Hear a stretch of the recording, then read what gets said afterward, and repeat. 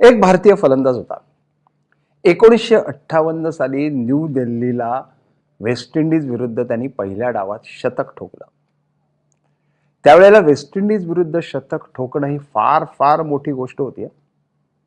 त्यांनी शतक ठोकलं आणि तो पॅव्हेलियन मध्ये येत होता. तो पॅव्हेलियन मध्ये येत असताना काही मंडळींनी त्यांना खांद्यावर घेतलं आणि त्यांच्या खांद्यावरून तो पॅव्हेलियन मध्ये आला. त्या संघात होते कोण? हॉल, गिलख्रिस्ट, सोबर्स आणि कुठलेही निर्बंध गोलंदाजांवर नव्हते. कितीही बाउन्सर्स टाका, बीमर्स टाका, सगळं चालत होतं. त्यामुळे प्रेक्षक वेडे झाले आणि तो परत येत असताना त्याला 4-5 मंडळींनी खांद्यावर घेतलं आणि पॅव्हेलियन मध्ये आणलं. त्यालाही खूप आनंद झाला. पण कुणी आणलं ह्याची त्याला काही कल्पना नव्हती आणि ती कल्पना पुढे त्याला 20-25 वर्षापेक्षा जास्त कधी नव्हतीच नव्हती.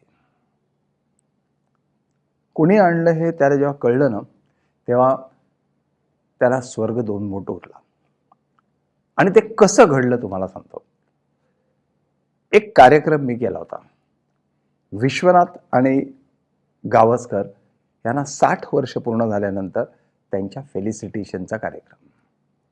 त्या कार्यक्रमाला फेलिसिटेशन करण्यासाठी अमिताभ बच्चन येणार होता आणि प्रमुख पाहुणा होता सचिन तेंडुलकर.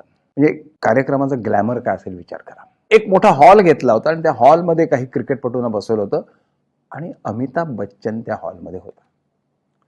अमिताभ बच्चन आल्यानंतर काही क्रिकेटपटू त्याला भेटायला गेले.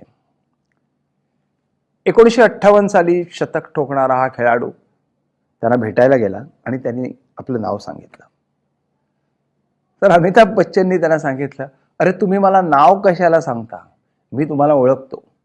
आणि मग त्यांनी त्याला विचारलं की तुम्हाला आठवतंय की 1958 साली तुम्ही वेस्ट इंडिज विरुद्ध न्यू दिल्लीला शतक ठोकलं होतं? ते म्हणाले, हो आठवतंय. शतक कोण विसरेलो, आणि ते शतक तर सोनेरी शतक होतं. तुम्हाला आठवतं? त्यावेळेला तुम्हाला काही मंडळींनी खांद्यावरून पॅव्हेलियन मध्ये नेलं? म्हणाला, हो मला आठवतं. अमिताभ बच्चनने त्यांना सांगितलं की त्यातला एक खांदा माझा होता. त्या क्रिकेटपटूचं नाव होतं चंदू बोर्डे. प्रेमाने त्यांना चंदू म्हटलं तरी त्यांचं पूर्ण नाव चंद्रकांत गुलाबराव बोर्डे.